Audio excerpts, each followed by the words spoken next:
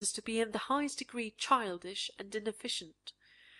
Spirits and fairies cannot be represented, they cannot even be painted, they can only be believed. But the elaborate and anxious provision of scenery, which the luxury of the age demands, in these cases works a quite contrary effect to what is intended. That which in comedy or plays of familiar life adds so much to the life of imitation, in plays which appeal to the higher faculties, positively destroys the illusion which it is introduced to aid.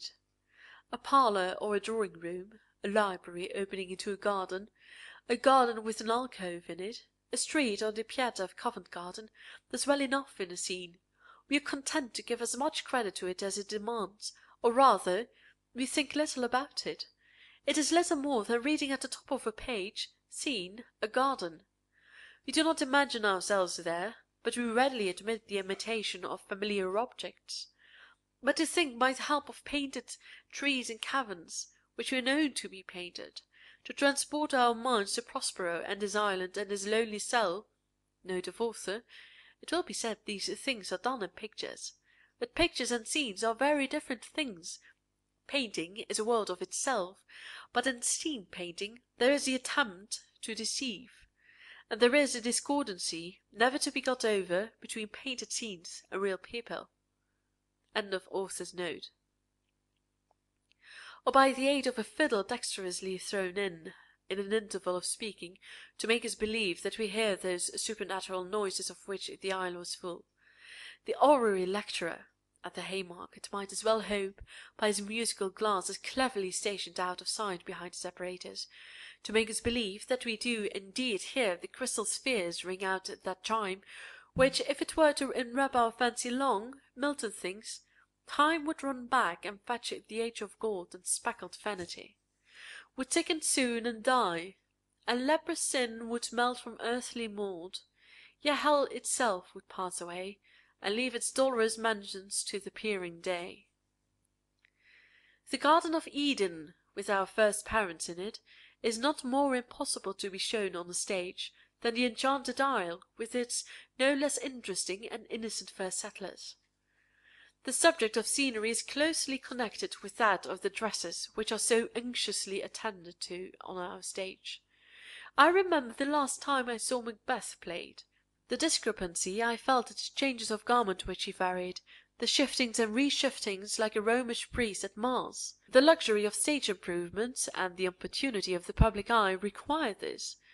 The coronation robe of the Scottish monarch was fairly a counterpart to that which our king wears when he goes to Parliament House, just so full and cumbersome, and set out with ermine and pearls.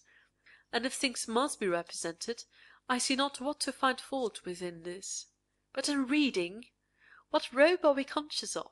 Some dim images of royalty, a crown and sceptre, may float before our eyes, but who shall describe the fashion of it? Do we see in our mind's eye what Webb or any other robe-maker could pattern? This is the inevitable consequence of imitating everything, to make all things natural, whereas the reading of a tragedy is a fine abstraction.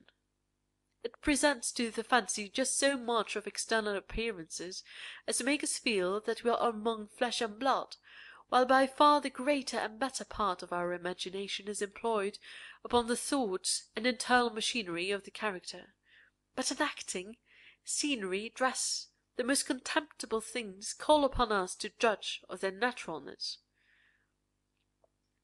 Perhaps it would be no bad similitude to liken the pleasure which we take in seeing one of these fine plays acted, compared with that quiet delight which we find in the reading of it, to the different feelings with which a reviewer and a man that is not a reviewer reads a fine poem.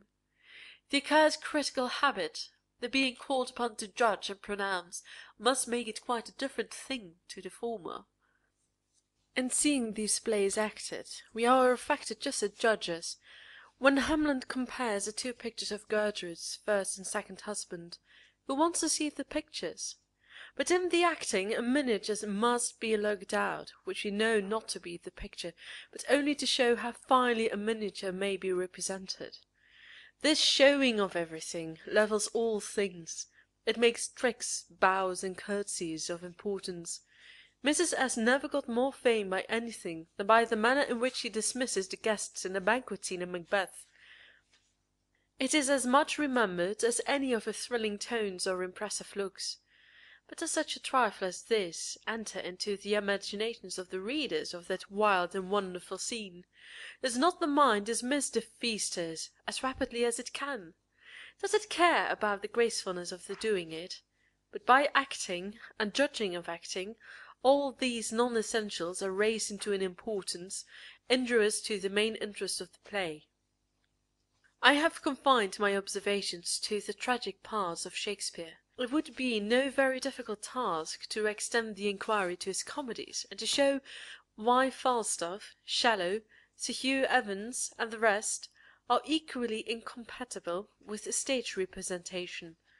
The length to which this essay has run will make it, I am afraid, sufficiently distasteful to the amateurs of the theatre, without going any deeper into the subject at present.